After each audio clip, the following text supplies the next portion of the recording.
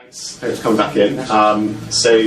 Final part of today before we break for drinks and nibbles and posters is a panel discussion, and the sort of subject of the panel discussion is AI for science and national security. So we're thinking about opportunities as well as challenges in those areas.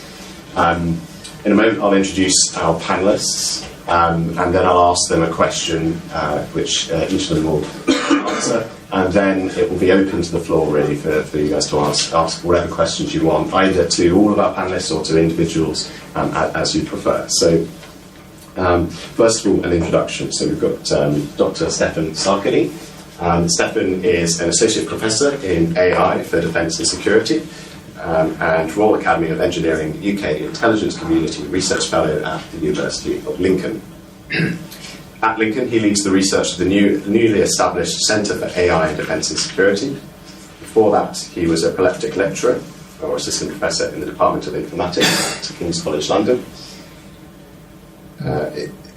His background is truly multidisciplinary, built on a PhD in computer science, a Master's in cognitive science, and a Bachelor's in philosophy. Stefan's work focuses on hybrid intelligence, human-machine teaming, decision-making, and most notably on deceptive AI with theory of mind.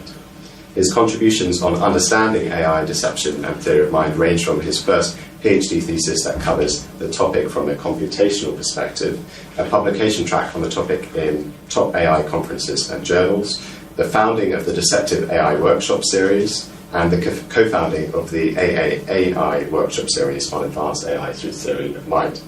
Stefan has also worked on applications of his research in the domain of intelligence analysis. Joanna Wake. Joanna is an AI strategy and skills consultant and UK brand ambassador for SheAI, a UN-certified AI education platform that democratizes AI learning globally. A multi-award-winning digital skills leader with 15 years of experience across public and private sectors, Joanna is passionate about getting AI skills to businesses of all sizes and sectors. As a two-time founder who built and sold Raw Digital Training, is that right, Raw? Yeah.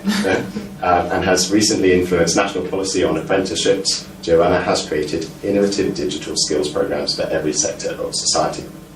Joanna now helps organisations keep pace with the fast-moving changes in AI. She works with businesses to navigate AI adoption with practical, business-focused strategies that avoid technology-first pitfalls and focuses on keeping pace to seize competitive advantage. Dr. David Watson. David is a lecturer in AI at King's College London's Department of Informatics. His primary research interests include machine learning, philosophy of science, and computational biology. Previously, he was a postdoctoral research fellow in the Department of Statistical Science at University College London, where he developed methods for causal discovery and inference. Before that, he earned his doctorate from the University of Oxford, studying algorithmic fairness and explainability as a member of the Digital Ethics Lab. He is an associate editor at Minds and Machines, a visiting research fellow at Meta's Central Applied Science Unit, and an occasional contributor to The Economist. And sadly, Dr. Marion Hardey can't be with us today. She's fallen ill yesterday, but we will hear from her in a moment. Marion, or Maz Hardey, as she likes to be known, is a professor of business and computing at Durham University and a leading authority on digital culture and the digital human. Rather than focusing on standard AI as tool narratives, Maz conducts a forensic audit of how technology reshapes systemic intelligence, neurodiversity, and the intersection of work culture. She is the creator of the Substack Permanent Thoughts, where she rethinks technology for different minds and challenges the industry to move beyond sterile productivity metrics. Her current work investigates the $1 trillion wall, arguing that AI's true value lies not in deployment, but in the fundamental evolution of human processes. A proponent of rebel nodes, the thinkers essential for spotting glitches in the machine, Maz advocates for sweet spot leadership to navigate the complexity tax of modern AI projects. On the panel, Maz will provide a safety valve of critical thinking, moving the conversation from the sterile lab context to the reality of those actually navigating the digital frontier. So, first question, and I'm going to give Maz virtually the first word in this, is, in your view, what is the biggest opportunity and the biggest challenge related to AI in the sciences? First one, hopefully, we'll hear from Maz. Good afternoon, I'm Maz Hardey. I'm joining you by video today as a witness to what I call the erasure of the outlier. Currently, our AI discourse is obsessed with efficiency, but we must remember efficiency is often just a faster way to do the wrong things. What we are actually building is a global averaging machine, a tool that mistakes statistical probability for scientific truth and calls it progress. We've been asked to reflect on the biggest opportunity in the sciences. It isn't more data, it is using AI as a high contrast mirror. AI reflects back to us exactly where our systems have failed to account for human messiness. The missing gender data in medical trials, the neurotypical bias in education. The opportunity is to use AI to unmask our own blind spots, not to automate the ones we already have. We have to ask, are we building systems that amplify the spiky profiles of human genius? Or are we just building high-speed sandpaper to smooth the human out of the process entirely? The challenge, however, is cognitive monocropping. Science has never moved forward because of the most likely outcome. It moves forward because of the person who sees the pattern that shouldn't be there. If we allow AI to gatekeeper our peer reviews or grant funding, we are effectively sterilizing the scientific method. We are automating the average. And in science, average is the death of discovery. But this isn't just a crisis for the laboratory. It's a fundamental flaw in our national security. Usually when we talk about acceleration in national security contexts, we talk about the speed of missiles or the shifting of geographic borders. And in a week where our headlines are dominated by the tragic reality of kinetic war, it might seem counterintuitive to talk about data. But I argue that the most vulnerable border we share right now isn't geographic, it is the sovereignty of the human mind. The real security threat is the privatization of being human.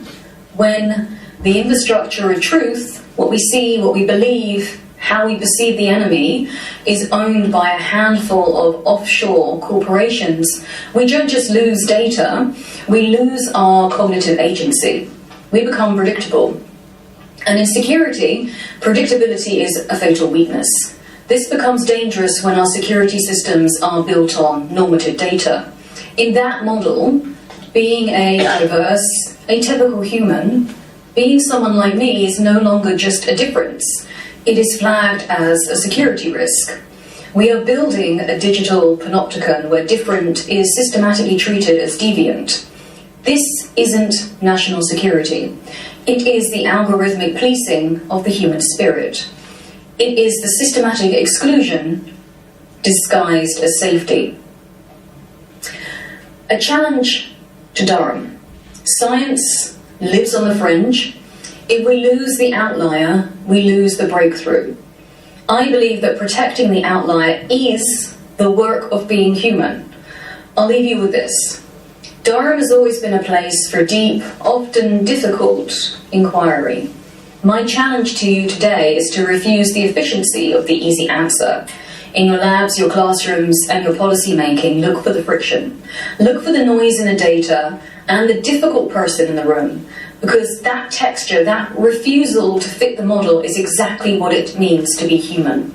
Don't let the AI sterilize your science. Protect your outliers. I wish you all a productive and very provocative discussion this afternoon. Thank you.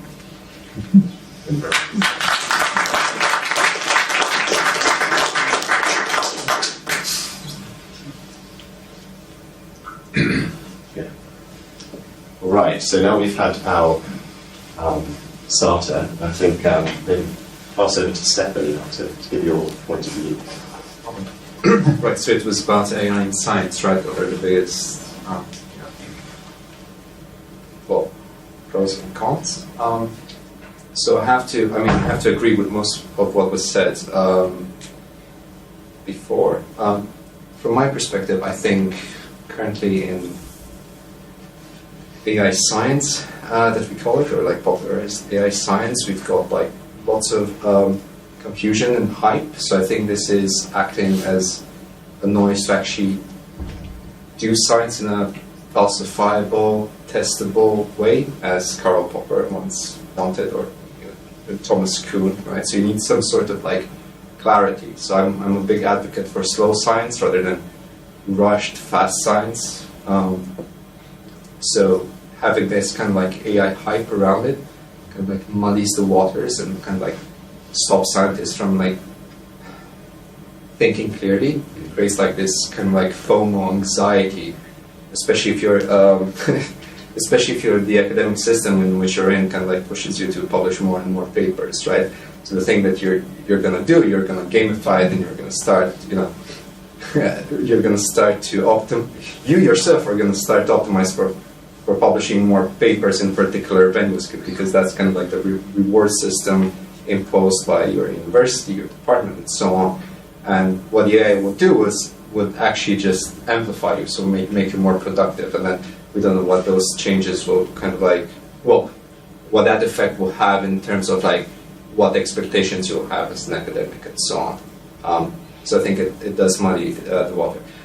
On the positive side, so I think there are lots of things that are going to emerge, especially in terms of smaller, more efficient, more well thought through models and AI agents. Speaking of the hype and the FOMO, right? So I think that's where some of the breakthroughs will happen. And I think the UK is well positioned in this space because we have like lots of experts and scientists working that have been working in this particular area for ages. But like another thing that basically I wanted to mention is this kind of like anxiety and FOMO and hype actually forces researchers, especially young PhD students, to completely disregard everything that has been done before. So as DIRDI, you're looking for the new Newton, right? But that thing with standing on your shoulders of giants doesn't apply in mainstream scientific research anymore, because like people just simply like skim through what has been done. Well, they completely ignore what has been done before, and they're just trying to claim that LLMs do whatever now. Good example is agentic AI. So the area of agents and multi-agent systems started like, what, 30, 35 years ago. And now with this hype, everyone's like, oh, LLMs, agentic AI, and the community is going crazy. It's like, we've been working on like these things for years and we know some things.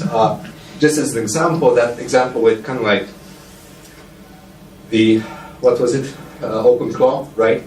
So that thing, because it has this transformer LM architecture and that's it, you got this kind of like effect that you couldn't actually control it because it had maybe some semantic saturation, like memory management.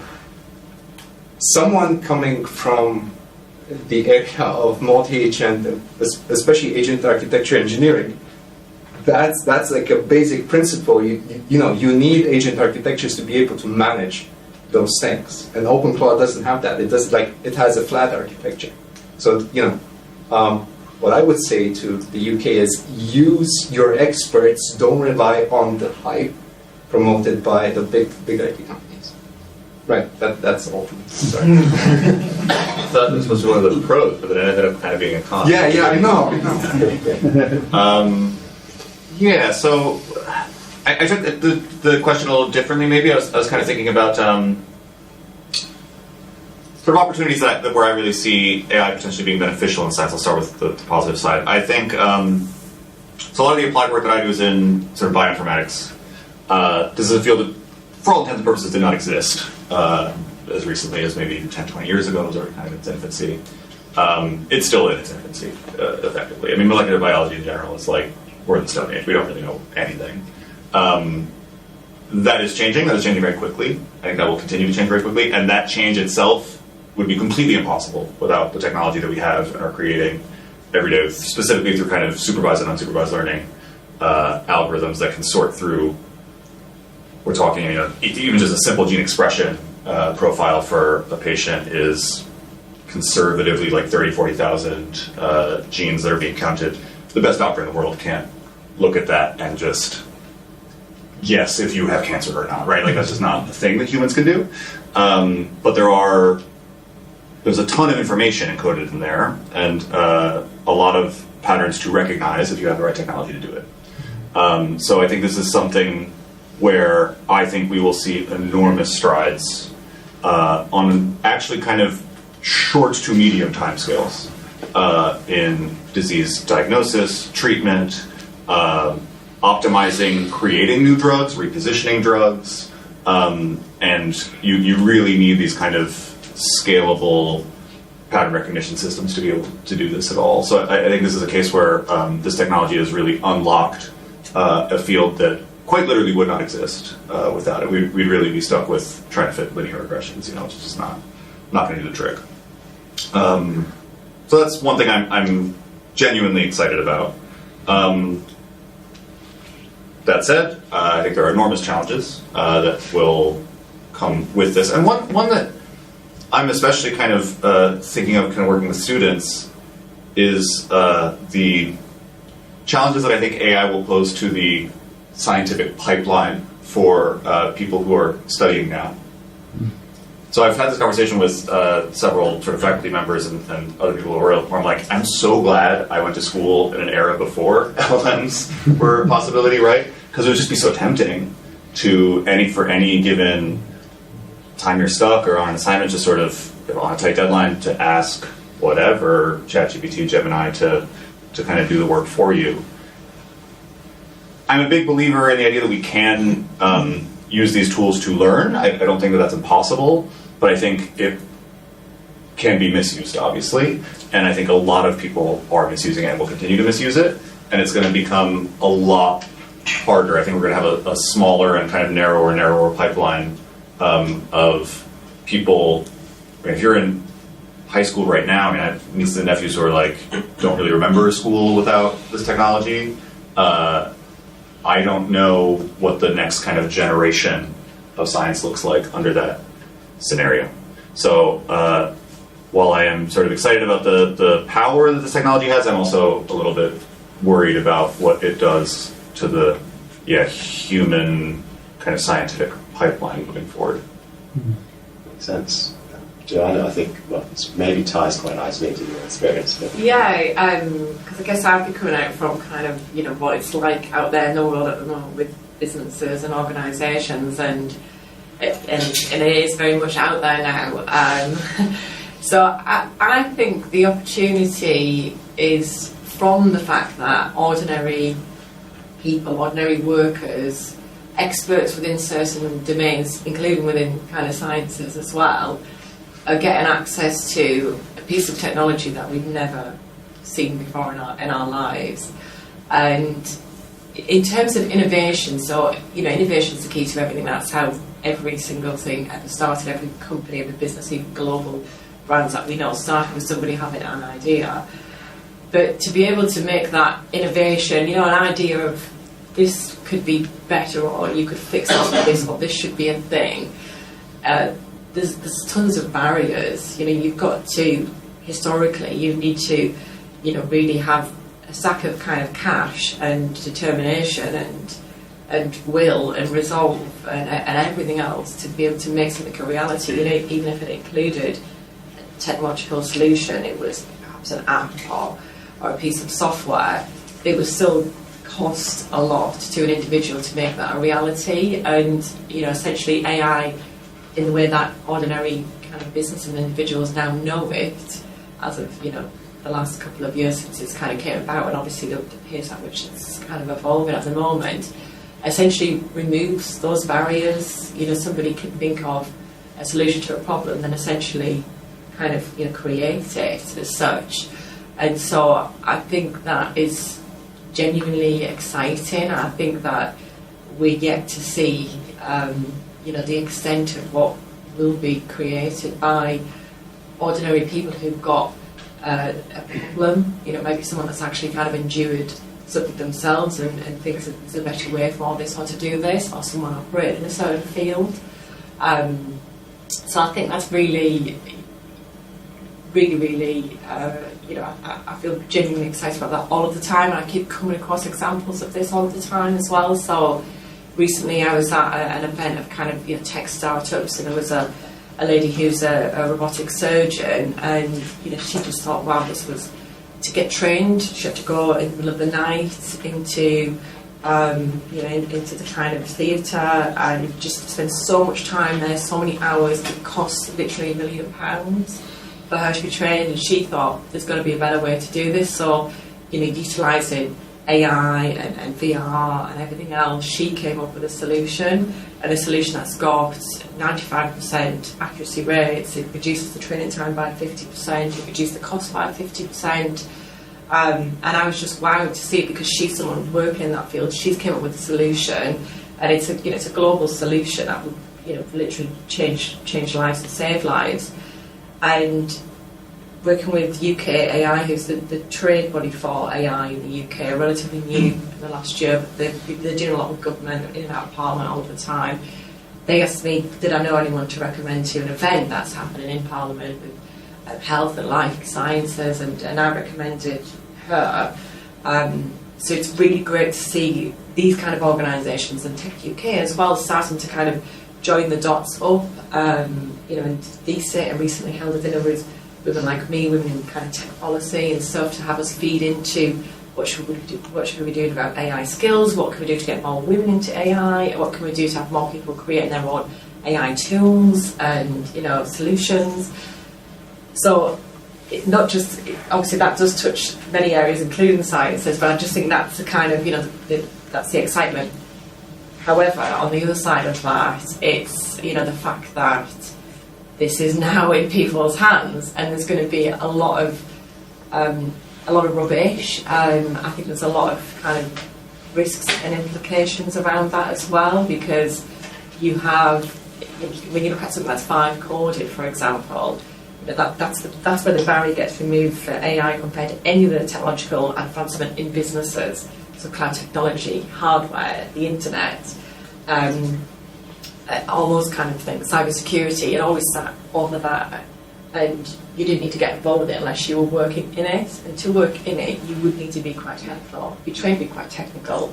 But with AI, it's natural language, which is the beauty and the horror as well at the same time, because it's anybody's to be able to create something. And in terms of speaking about energy, it terrifies me, the idea of how much energy is just being completely burned by people just having fun. Anyone that's seen clips of people that are really into OpenCloud, endless Mac Minis, just these people don't actually produce anything either. There's nothing that comes from it.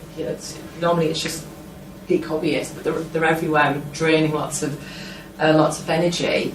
And from a vibe coding perspective, when people are kind of creating something just kind of verbally, the security flaws within vibe coded kind of web applications is horrendous. I was speaking to a pen tester the other day, and he said when he's in these projects, if you look at the time spent on it, 10% is creating the thing, 90% of the time is fixing the security flaws on it.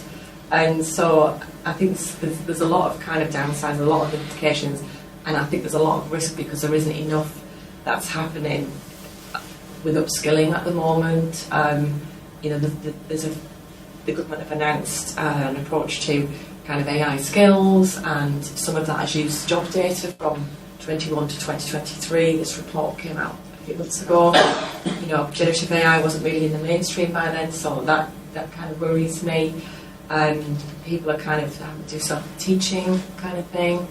And you look at China, we spoke about China and how fast they're moving, and I know obviously there's various different opinions with OpenClaw, but there's some cities in China that are offering anybody that comes through there who can use OpenClaw, that's literally, you know, the fluent in it, the literate with it, you get $78,000 and a free office and a free accommodation.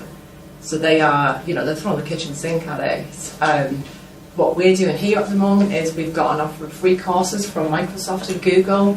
You know, these vendors have got a bias to their product, and some of these courses are 20 minutes. So my worry is about, you know, what we're not doing enough for the existing workforce. There's lots of ideas for the kind of longer term routes into AI as a career or for younger people, but, you know, I worry about the 30 million workers that it feels to me like we're approaching a tidal wave with a bucket that we're asking Microsoft to hold. All right, let's open the questions out now to the floor. Does anybody have any particular questions that they want to ask? Yes. Could I just ask a slightly offbeat question? The energy consumption of AI, which is really absolutely huge, is really in the form of low-level heat that comes from the cooling water. The energy is not contained in the information per se. It's contained in the fact that we're still using resistors to carry the information from one bit of the chips to the next. Does anyone know of attempts to make use of this low-level heat so that, as it were, as a byproduct of AI, there might be local heating systems which would have a double benefit, as it were? So they're already developing a project in London where they're going to use data center heat to give heat to the, Yes. the building. Can you tell us a bit about those? I don't. I just saw it on BBC. I don't know. But yeah, that's There's a public swimming pool in Devon, Yes, I've heard about which has the that. data centre Yes. underneath it. And in fairness, Innovate UK are offering a stack of cash at the moment. The rounds that they keep coming out with are very varied, with a whole lot of money, which obviously, you know, naturally comes down from government around solutions, and energy being a big part of that as well, particularly around data centres. Sorry, I'll interrupt. You've slightly asked the wrong question. So the actual, if I'm going to rephrase what you're saying, there is technology, it's generally based on light, and there are now devices that actually implement these algorithms and the software, and it's done entirely with light, and most of the energy, as you said, gets wasted moving data from A to B. Well, if you move it through a vacuum or even through an optical fibre, that problem goes away. And there are now companies, and I was involved in saying this actually at coffee time, in a competition where somebody now has a commercially available, they're not device, which potentially replaces, so if you want to view it this way, it's an optical chip. So the question is slightly different. Yeah, okay, will that be readily available tomorrow morning? No, but I'll make a comment here, 5 years' time, you won't be using the NVIDIA, well, they might be coming from NVIDIA, but they won't be using electrons.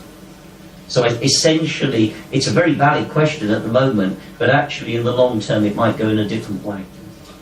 Yeah, just to add to this, I know the F word was used earlier, fusion, but there's also, I know a hedge fund that's got a base not too far from here actually, and they have a very large private GPU cluster that's deployed in the country that has a lot of easily available geothermal energy.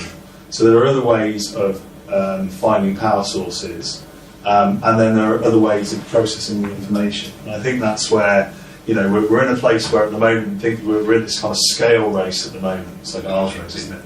And we're not at the point where things are starting to miniaturise and commoditise yet at scale, you know, in mass market. But as we know, technology, that's usually the pattern with technology. Now, whether or not this follows the same pattern, I don't know yet. But I think that the things that will drive, if we do follow that pattern, are things like how do we find better ways of powering this stuff? How do we find better ways of actually providing the physical hardware that will process the information? And there is absolutely work happening on those things.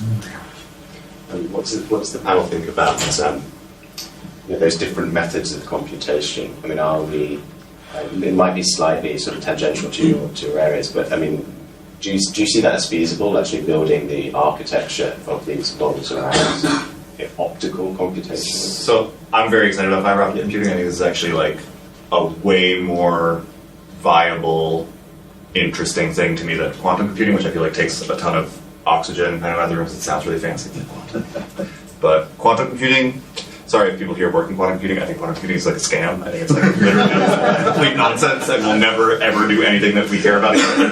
Maybe military applications for cryptography. That's like the closest I can take to like something. It'll never be, I think a lot of people think it'll have like machine learning implications. It won't. It really won't.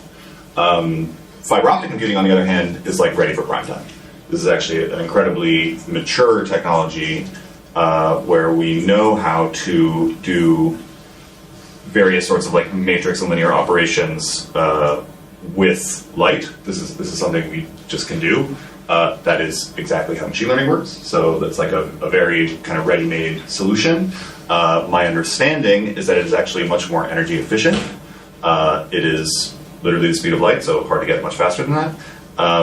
And super scalable. The choke point, I mean, maybe you have more sort of information on this, but my understanding is that the real bottleneck right now is that there are no like end-to-end fiber optic computing solutions, so you have to kind of do a digital computer that like talks to a fiber optic computer, and that sort of translation is where you actually end up losing a lot of energy and speed.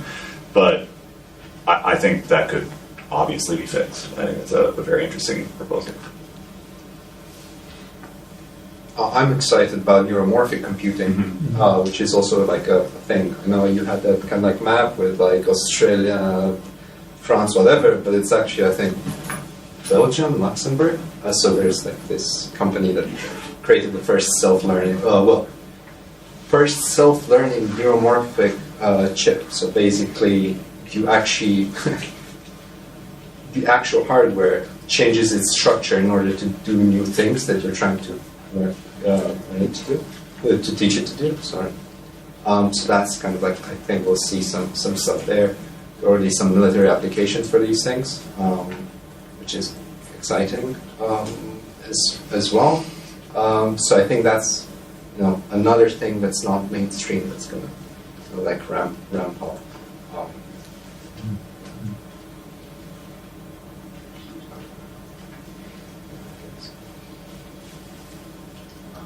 Go on then, Angus. Thanks, Ben.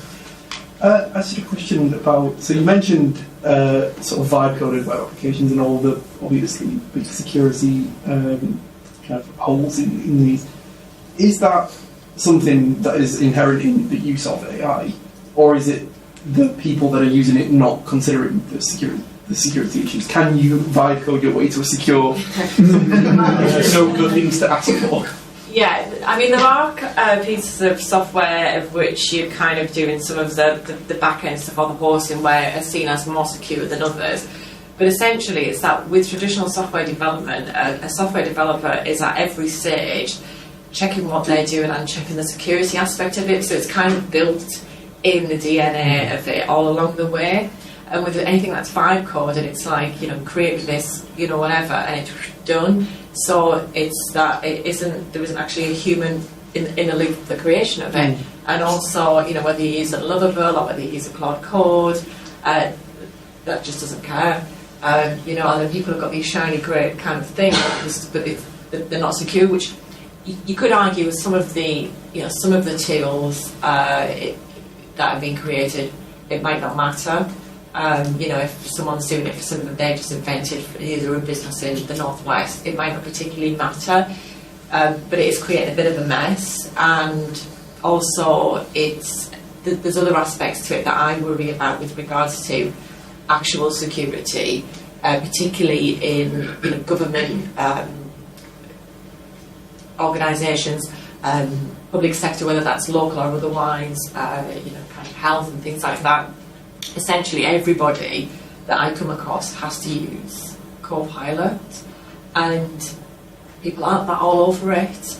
And people are, very into the idea of Claude and things like that. And what you find all of the time is that this kind of theory of like kind of shadow AI. People have their own individual subscription that they're doing stuff on, because they're not allowed to do it officially with work, and they believe that paying for the Pro version, whether that's normal Pro or Max, that gives them a level of security, and completely does not compared to enterprise. So there's all kinds of risks involved really with that when you think of people who work for the government, utilising it and thinking that it's safe, but it really isn't. Does anyone else want to come on to that? No, I mean, I completely agree with what you said. I mean, when you hear these stories, like being in kind of like community, and it's like, oh, I can't do this because code is so much better, but of course I can pay for it and like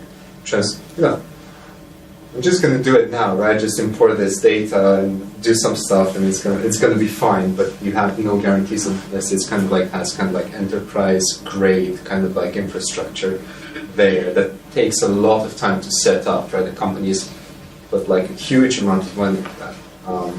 But then, on the other hand, you actually need to be flexible. So I think it's also kind of like up to the companies to see kind of like what kind of solutions they get their software engineers to be able to do it properly. So I'm also kind of like a bit worried about like implications in kind of like government and defense and security, where you can't just you need to be able to have secure systems, but at the same time you can't just put all your eggs in one basket. You need to be able to quickly change or jump ship, right? And this goes back to the kind of like sovereign, kind of like resilient thing. And if you don't have that one that you can control, you're basically, it's like an informational and intelligence. You're susceptible to informational and intelligence logistical chains attacks, right? That can kind of like completely collapse your decision making in like organizational decision making at governmental level. And if that happens, it's chaos. Yeah, sorry, I just got into the loop with Stefan. Chris, I think, did you have a question? I can ask another one. So we talked about AI, the science, and which people are excited about, the government's excited about. What's the implication for peer review? So I just got an email today on this that I thought was very interesting. So AI Stats is a conference that I was an area chair for, and they apparently ran a secret experiment. I don't know if people know about this, where they put a watermark in the submissions such that if anyone uploaded submissions as a peer reviewer to generate a peer review, it would say something in the beginning. The watermark had the instruction to put some word in the beginning or something that would be very rare for anyone to do by chance. Notably, they did not say how many people they caught with this, but they just wanted to put everyone on notice that this is what they're doing to monitor, and they'll presumably have other strategies in future. I think a lot of people are definitely using this. I think a lot of people are obviously writing manuscripts. I mean, the explosion in submissions to conferences and journals, for that matter, in the last few years is just crazy. I mean, so obviously there's a lot of AI. I don't want to say AI generated, but AI supplemented material at least, and it's putting a lot of pressure, I think, on the peer reviewing community, which was already kind of swamped. I mean, peer review is a really thankless thing that we all probably do more of than we'd like, and now we're being told that there's 10x, 20x, 50x the number of submissions. So my short answer is I don't know what we do about that. I think there needs to be some quality control, obviously. I think the kind of nightmare scenario that we're slowly drifting toward is bots write the papers, bots review the papers. We're just kind of spectators to the entire experience. That's what's happening. That's already happening. This is not a future. This is not a future dystopia, right? This is literally what's happening. Yeah. And I'm very open to strategies to fix it. I don't really know. I think ICML also. They mentioned that they did it in coordination with ICML. Yeah. And they have past couple of years, it's an exponential explosion in AI swap generated papers. But I think that's another risk to science, right? Because it's the fucking academic model that like pushes these things. You have incentives to actually ask the bots to do these things. And not only that, now they're like pages created by bots as like journal papers to actually be published. So it's kind of like information pollution. It's just like going crazy. Well, I was actually not necessarily referring to this to slop, like real results generated by that nobody will ever be able to have time to verify. Right. Well, yeah, because the thing is, what you want to review, right? What you actually care about is those papers. Yeah. How do you know what's what when you're just swamped with crap? So, I mean, one thing you could potentially do, and some conferences do this a bit, and some journals are doing this more forcefully, is have a harder first gate. You know what I mean? So, like, basically make desperate just more common as an attempt to, like, focus attention toward higher quality submissions in the second round. I mean, I don't know how what the false positive and false negative rate is on that. You know, it seems potentially iffy, but I see why we want to maybe experiment with new models for that. I think it's a very pressing problem. Could I sort of argue that maybe this is an opportunity to reevaluate how we value academics and sort of your performance as an employee as essentially judged by in some ways by number of papers published, number of citations achieved. If that becomes meaningless, then perhaps that's an opportunity. Could I just briefly remind everyone of the motto of the Royal Society, which is nullius in verba. Very hard to translate. Some people say, take nobody's word for it. My translation is not only in words. And I think what we are seeing is the collapse of the real scientific publication system. And not nullius in verba. That's where we should be going. Yes, Hello. So a lot of these presentations have kind of looked forward into the future of AI. We've looked at the exponential growth of AI into the sort of months to years.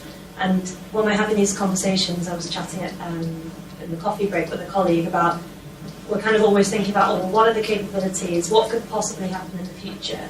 What do you think it will take for private and public companies to kind of think, not in the future, like when will they take action and think, well, it's actually here now. What do you think it will take for us to stop looking forward and kind of hypothesizing and sort of saying, well, we'll kind of get to it when it comes. What will it take for us to realize it's here and we need to address it now? I think there's definitely a hunger and an appetite to learn. And I hosted an event just a couple of weeks ago at Teesside University with some of the teaching staff there, but it was for women to come and learn about AI and kind of a bit of a practical session on behalf of JAIR. And it was on what I call International Women's Fortnight, because there's just events every way you look. And this had only been put out 3 weeks before, but it was absolutely filled so quickly from people. And somebody on the panel was a lady who runs a kind of physical magazine that goes with kids' book bags at the end of the term, and it's called The Primary Times. Anyone that's got kids in the last 20 years will recognise that. And she was like, I'm a dinosaur, don't know AI, I don't use Instagram, don't use Facebook. And I set her away, just sort of kind of coffee a couple of months ago, just set her away on a couple of things for her to learn herself. But the key thing was just removing that psychological barrier to say, actually, it's not actually overly technical. You don't need to just be thinking of anything to do with it. Think of your existing problems, things that are taking a lot of time, bringing all these different skills, colleges, play centres to advertise, and look at kind of the potential AI solutions for that. And she did a small handful of courses. Then she messaged me on LinkedIn a few weeks later and said, I can set up my own AI assistant. Oh, this is a site I've coded. And I was like, Maureen, I need to put you on a stage. I need to put you in front of people to speak, and and that was so kind of inspirational. But that's just kind of a small organisation.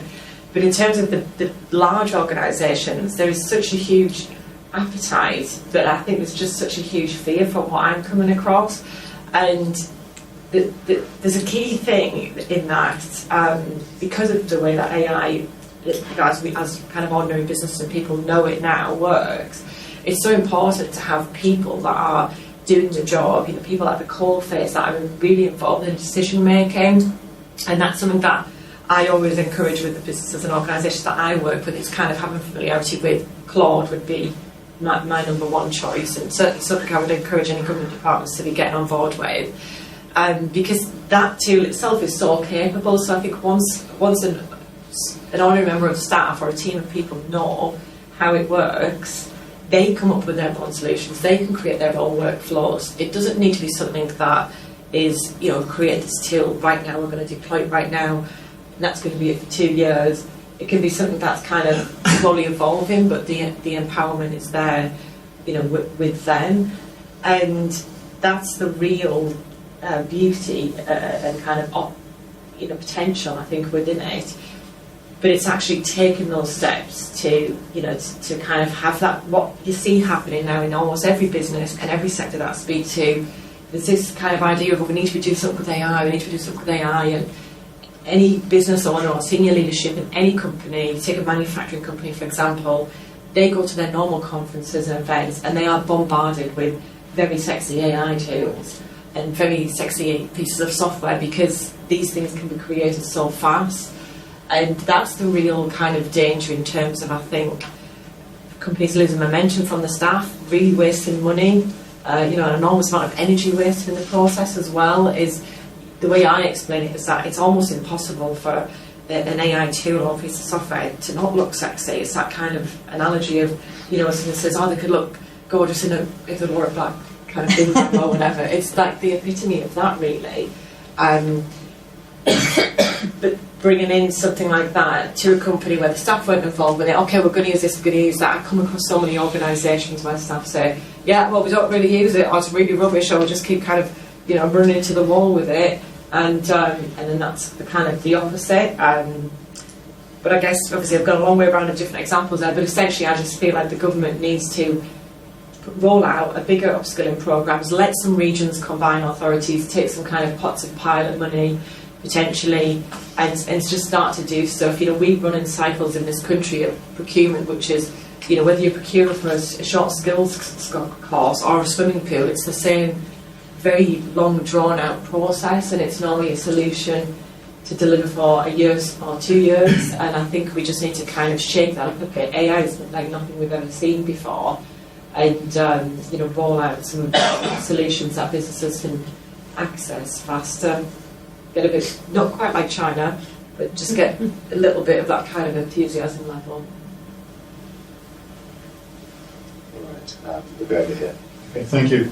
David Batson, University of St Andrews. I don't think it's just government and agency, it's also students. Just back from taking 60 students to a retreat for postgraduate study, and we did some interviews with them about AI and how they were using it. And some of them were actually very negative about it. And I was quite surprised by that. They were saying they didn't want to touch it, they didn't want to use AI, they didn't believe it, they thought it was rubbish. And as a sort of scientist who's just learning to use AI for my own work, I was shocked, saying this is a tool. And I remember R being introduced. And everyone didn't really like R because it's not statistics, it's a platform to do statistics, and there's a difference. And I think, rolling AI out into education is something we don't do well yet, and that we're learning that as we go along. So we sometimes set things that students have to do, and we tell them, use AI as much as you like, but tell us how you used it. Assess how it worked for you, and then criticise how it's done. But I'm not sure how it's going to go into the future, but I don't think we train people well in it at the moment, and I think the PhD might have to change. I think the model of 3.5 years of introduction, some experiments, right up, is probably history. It isn't history yet, but I think it's going to be. Yeah, I'd like to add to that, if I may, because this I think bias to action is something that is going to be increasingly important, but we still need to have rigour with bias to action. The best time to start something is yesterday. The second best time is today. We have procurement cycles. I've worked for the Bank of England, and it's a wonderful institution. But probably the biggest takeaway, I said this to John, the biggest takeaway I learned from there was how to chair a good meeting. It makes decisions very cautiously, very collegiately. Nobody really wants their central bank to make rash decisions. However, in times of national crisis, it will act very quickly. It will print as many banknotes as possible. It will change all the systems so it can handle negative interest rates, within a week. We have the capability to act quickly in a controlled manner when we need to. I think the problem that we have at the moment, and as I put it to John earlier, there's a difference between a peacetime mentality and a wartime mentality. I don't mean in the military sense, but people are still thinking and acting and behaving as if this is peacetime. It's not. It's wartime, and we need to adopt that mentality. We need to move quickly with a sense of urgency. Our procurement cycles in public sector do not fit that model typically. And that's a problem because the technology is changing so rapidly, more rapidly than previous technology generations have changed. Our procurement cycles can't keep up with that. So there's a lot of things that will need to be done differently. Whether or not we can do that, I don't know. I know some organisations that can and do that, and there's some surprisingly large organisations that are doing that. There's a quote from one of my favourite authors, the science fiction author William Gibson, that says, I'm going to paraphrase this, I'm going to get it wrong, but the future is already here, it's just not evenly distributed. I think that's the thing that it's about how do we distribute this stuff. Any comments from the panel? With regard, I think it's a really interesting point that you made around changing the PhD cycle. It's that kind of shake-up of everything, because that's an example I'll probably use in the future when I'm giving talks, is around 10% is fine. To have that suggestion come from you, it just shows how much it's making people kind of potentially rethink, not rush to, but potentially rethink. And I just don't think we've ever seen anything like this ever. I think it's a fascinating point you made about students as well, and really interesting. Some of the leaders at TSI Junior were saying actually they're working through having the students talk, but also a lot of the teaching staff, a lot of the lecturers, a lot of the professors, and they made a really good point that everyone in the audience took so much comfort from, who were all business people of various different sectors. And it's that she said, just because someone's technical in their role, job or teaching, it doesn't make them AI literate or find AI, adaptive AI easy. And everyone was like, oh, that's amazing, that's me feel better,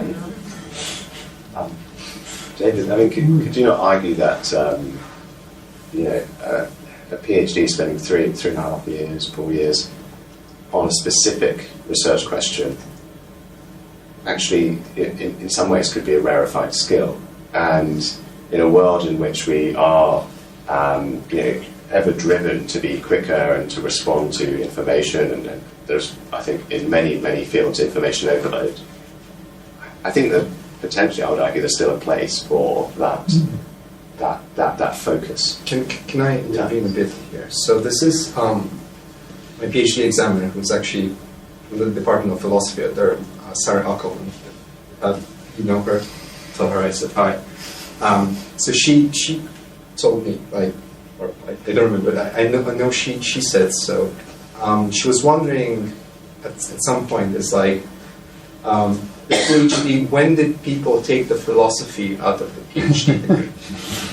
Right? So, back to what you're saying, personally I think the PhD is like something that you do more for yourself, to actually train yourself to become a researcher, to actually, especially in science, to understand the scientific method, to understand, the point is to find the truth with a certain method, and you should be able to deeply understand that. And one thing is to do a PhD and become a researcher, the other thing is to churn out papers to get the ref metrics right? So yeah, we need a bit of rethink about what it means to do a PhD as well. I guess I would just ask, what do you intend to replace it with?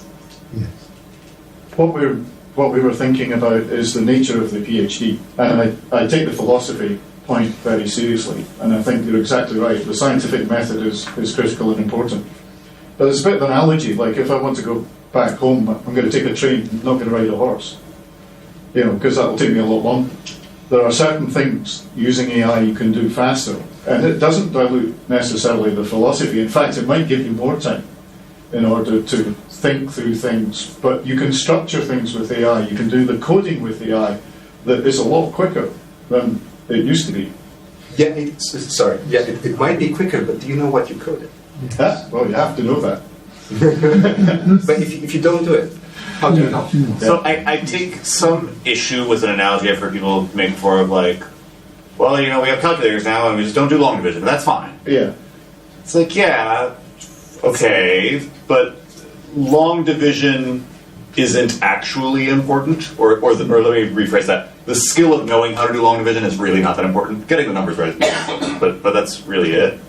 The skill of crafting and articulating an argument is not something that I think we should be uniformly outsourcing.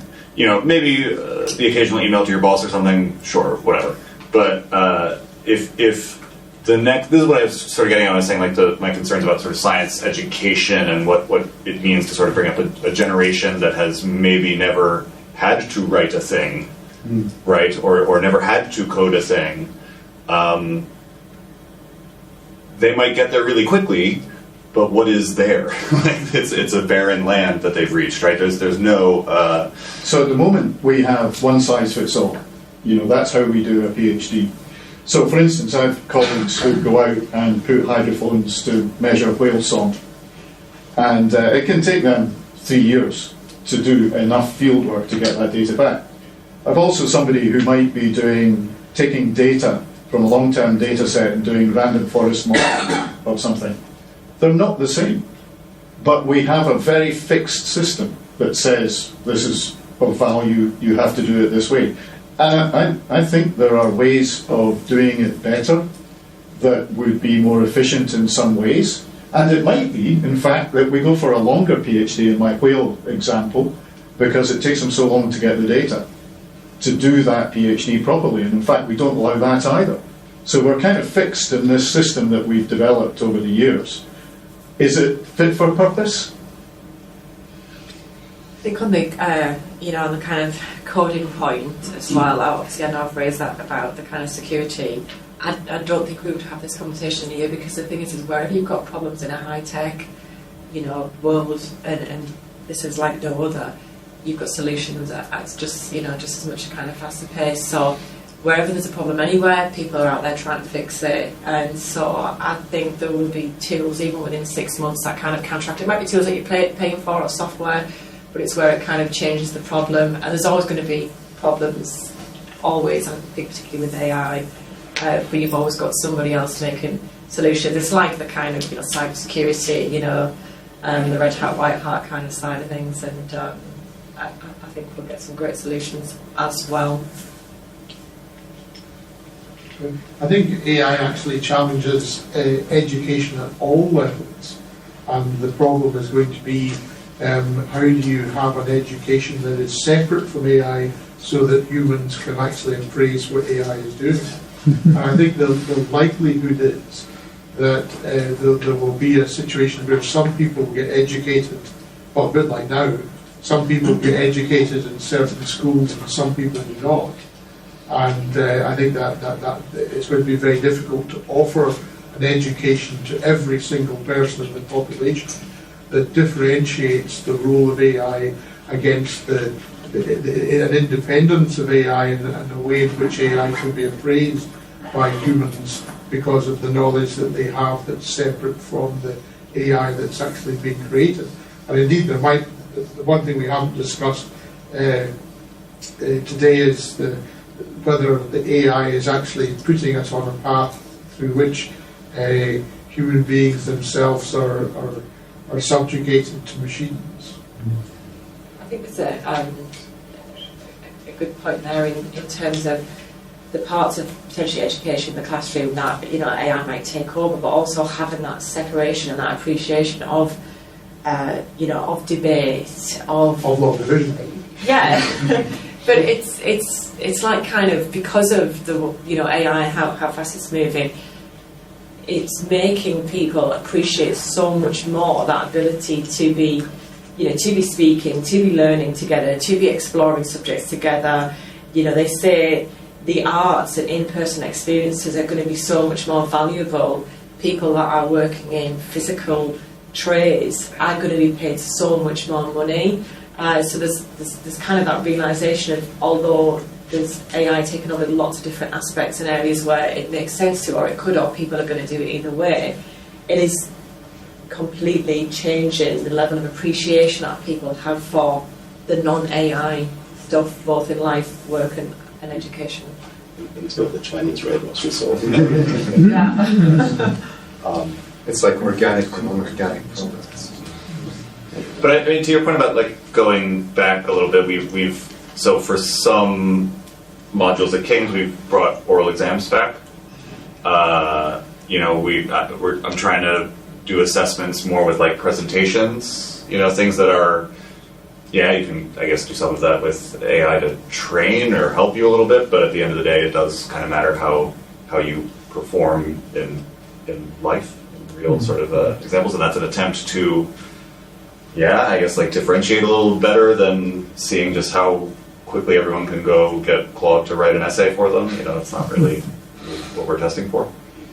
You're good with solutions to AI already. But the solutions we're coming up with are like just how we did it for 2,000 years, right? Like this is just the original thing that we're just sort of bringing back. And the Q&A section, like that's so important because they're there in front of you and you're able to ask the questions. And I think that's great. I think it's great. It's like a little weird in computer science, to be honest, but we're making it work. You come out as a robot.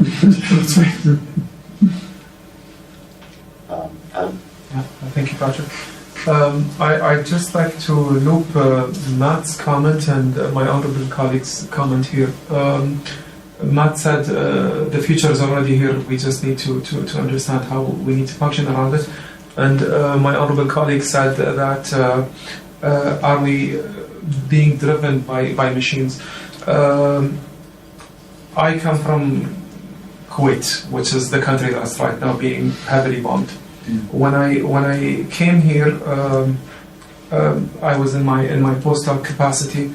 I have two daughters, a 9-year-old daughter and a 4-year-old daughter. 2 weeks ago, both of my daughters went into underground basements and bunkering, and they're getting their online education. My 9-year-old daughter went through the COVID phase and online Zoom learning and delivering online modules. My 4-year-old daughter is in kindergarten, and her kindergarten, when this happened, stated that we have this new AI-driven tailored module. Would you like to opt for that in addition to the actual lecturing? And my wife was like, well, why not? They're already in the bunker the whole time. The way she skimmed through a whole class with all the modules and shifting to the other module and not wanting a physical teacher to teach her is showing a gap that's not being addressed right now. I believe right now what's happening with children in our region that are bunkered and taking their education, the first model online learning and the second model AI-driven tailored analytics for delivering modules, is showing an academic and educational gap that needs to be extensively researched. Sorry, what is the AI? I'm not sure I understand. We're talking about education for kindergarten, so what does that mean? Basically, the educational models for kindergarten, their numbers, their animals, and the nursery rhymes and all of that. You would assume it's a basic learning curve by the nursery rhymes or what a teacher would deliver. However, these AI-driven tailored educational modules adapt to the kids' reactions and tailors the model specifically for that kid's learning curve. Is this optimal? As a parent, we're seeing results that are above the average.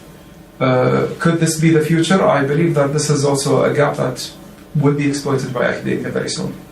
In the EdTech world, there is quite a few organisations that do something for all different ages as well. I did a lot in the apprenticeship sector, and this was something that was kind of being sold like a year ago, and companies, and those earlier iterations would be so different now compared to what they were, but it was based around that, around retention of apprenticeships is terrible generally in the whole kind of country. It's about 50%, and they were looking at, you know, this being a tool that can kind of transform that based on individuals being able to learn and retain so much more information because of this kind of tailored and adaptive teaching style that suits the individual, and that might be that they learn in this particular way, or they're neurodiverse, or prefer in this kind of mechanism or way. But they were all shown to teach in the main individuals kind of, you know, really well in a way that they retain the information, because it was all very personalised.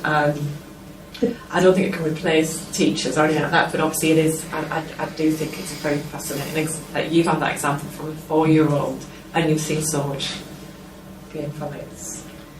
But is there not a massive kind of socialisation problem there? Like you're creating the child has no relationship with anybody, just with the screen. And when you talk about the apprenticeships and the young people who only learn in that way, it's one of the. I don't know if anyone else has noticed the drop off in customer service, but you know, young people really don't know how to speak to you. They don't know how to have a conversation with you. I think that's been an issue long before. But I think it's not either or, and it shouldn't be either or. So in the apprenticeship world, for a trainer, normally they spend an enormous amount of time doing very dull stuff that's got nothing to do with the learner, but it's dotting the I's and crossing the T's. So AI can take over kind of that part of it. There's the adaptive AI kind of part, and within most sectors, people are able to spend so much more, staff members can spend so much more time doing the thing that they find most valuable, the customer or the consumer, which in this case is the apprentice. So I think ethical companies and companies that value retention of customers and learners and things like that will strike the balance that puts quality at the top, and I think that's the important part for anyone that thinks about, okay, we've just got lots of costs and stuff. I think this kind of like shift in this direction, kind of like so learning that tries to smoothen, right, to have like a frictionless learning thing. If you adopt that approach, you're actually going to lose the skills necessary to deal with friction when you actually need to deal with friction. So one thing is critical thinking is a skill that emerges, or is like emerges when there is friction, because you argue, counter-argue, you investigate, probe, and by taking that away, right, by taking away things like mentalizing what the other person is trying to communicate to you, then that kind of like you're going to be probably very skilled at retaining a particular type of information. But then when you shift context, for instance, or when you have to deal with other things, you're simply not prepared to deal with that because there's some sort of friction, there's some sort of kind of like hurdle that you cognitively and socially need to adapt to, and you won't be able to do that. That's actually the number one skill that the World Economic Forum have said is needed now and in the future. So, you know, critical thinking it's always been important in terms of soft and technical skills. It's the most important, but there'll probably be an AI for that. But it's also the fact that, right, it's not just critical thinking in terms of processing information that you read. It's also critical thinking in trying to figure out what the other person is trying to say. Maybe they have like they use different words to mean different things, or they use the same words use the same words as they do, but you completely mean two different things, right? And this, like, you need to be able to kind of like sail through those contexts. Yeah, I agree. If you just become a passive learner, because the algorithm adapts to whatever your skill is at that point in time, you won't actually engage in other types of like. I completely agree, but that's the challenge, isn't it, for policymakers, for education providers, for, as we talked about, apprenticeship providers, they're private companies, and it is important. I think in terms of the likes of Ofsted and different frameworks of assessment and quality, I think it's important that things like critical thinking are put much higher on the agenda of their spot checking how the learners have that skill. But it's also this thing of like social dynamics. So in the first talk, there was that discussion of like sycophancy and the potentially kind of pernicious side effects of that. There's been a lot of increasing evidence or incidents, I should say, of people basically having extended friendships or romances with chatbots, right? Entire communities just look because it's frictionless. Yeah, right? Exactly. And this is, and if you get used to frictionless interaction, you will be very put off by people who want things and don't always agree with you and might have opinions, or might have like.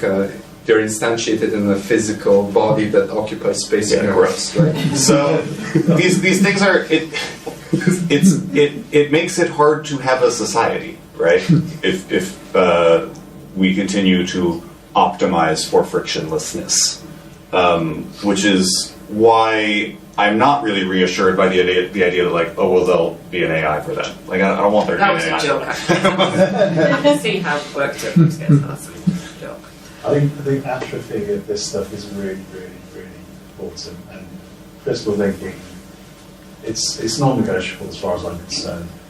The example I give is, I know someone who's a primary school teacher, and they teach reception class, and kids are going to school now with no fine motor skills, so they can't hold, a pen and a blue stick, because they're used to a tablet or a phone, and that's in the physical world. So. And that's only one story, it's not scientific, I know. But my concern is that we allow this to happen to ourselves in other ways. We won't know whether what the machine is telling us is good, bad, or indifferent. Okay, I think we'll have one final point from Dr. Lindley. Question? Yeah, I have so many that I can choose from. So I say this as someone who fully expects to provide no useful cognitive work to the world in 5 years' time. But you talk about PhDs and maybe changing the PhD and these sorts of things, but how are you going to convince anyone to even go to university when Claude 10 is going to solve the Riemann hypothesis? But people like to play chess, right? You will never beat the world's best chess engine, but there's a joy to the act, right? That's correct. People like to read books. I could have the machine read the book and summarize it for me, but I like to read it. But chess doesn't cost £25,000. Cheaper in Scotland.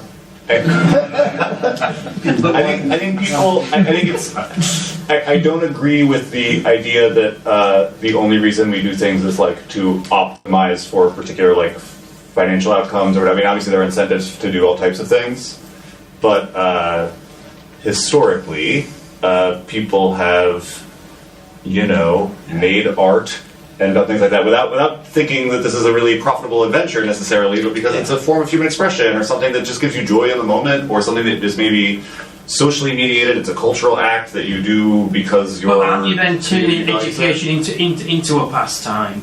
You're effectively making how we all listen to podcasts all the time while we're doing the washing up, and it becomes passive listening.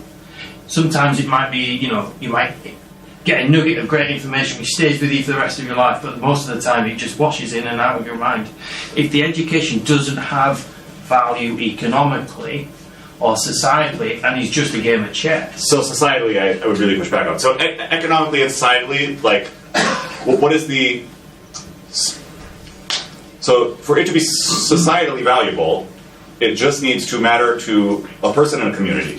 I think that the idea that it is going to make us, a richer polity or something being the only value, it's well, then we wouldn't have history departments, we wouldn't have philosophy departments, we wouldn't have literature departments. Those are not things that, add a lot of zeros to the GDP, right?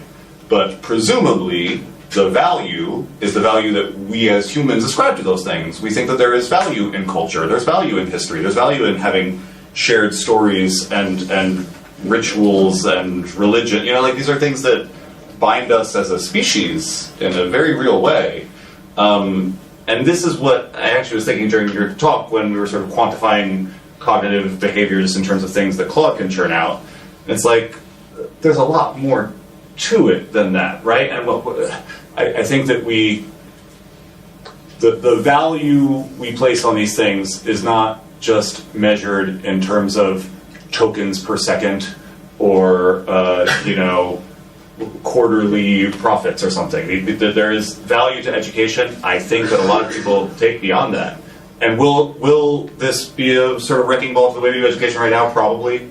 And I do not expect numbers to look, flat over time. I think they'll probably go down. But I would really hesitate to believe that there won't be a community of people who want to learn. But the education has to exist to prevent the subjugation of humans to machines.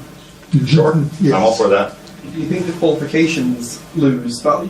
If the education doesn't, the qualifications surely have less meaning if you can just, Claude 10 can just do this, do all these things. Well, maybe I'm wondering what you mean by value. What's the value of a qualification like? But it makes you employable.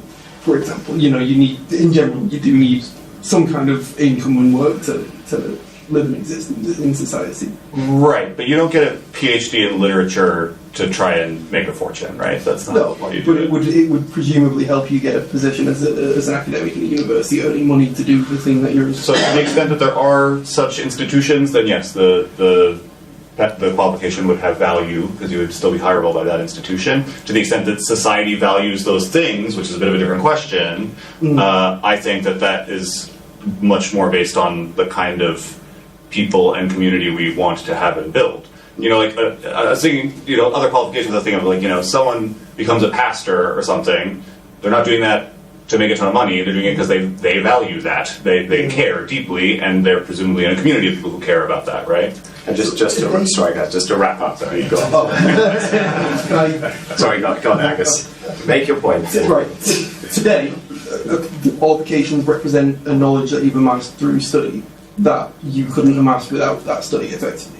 Whereas in 10 years, that qualification represents that you have spent time learning something that the latest AI can just tell anybody. So, in that sense, does it not have, what's the... Do you think a Grandmaster of Chess has wasted their time? Well, it's luxury of being able to make that decision to learn without the potential return, and I agree with the term what you're saying about PhDs and researchers and everything else. But when you're looking at, I think the question came from university overall, and it is a real challenge for universities, I think, to tackle, because you look at the number of students at the different levels. There's a huge amount there that is, people that are doing undergrad, and the vast majority of them within this country are making a calculated decision based on debt versus potential return, and it's trying to tackle that, isn't it? That I think is the challenge right now. So just to wrap it up, DIRDI is an institution that has been founded with several aims, and whilst our second aim is editing and commercialization, our very first aim is Newtonian discovery. So discovery for the beauty and the joy of it itself. And although we are funded by a commercial organisation, that remains the most important thing. So perhaps that's a way to wrap up.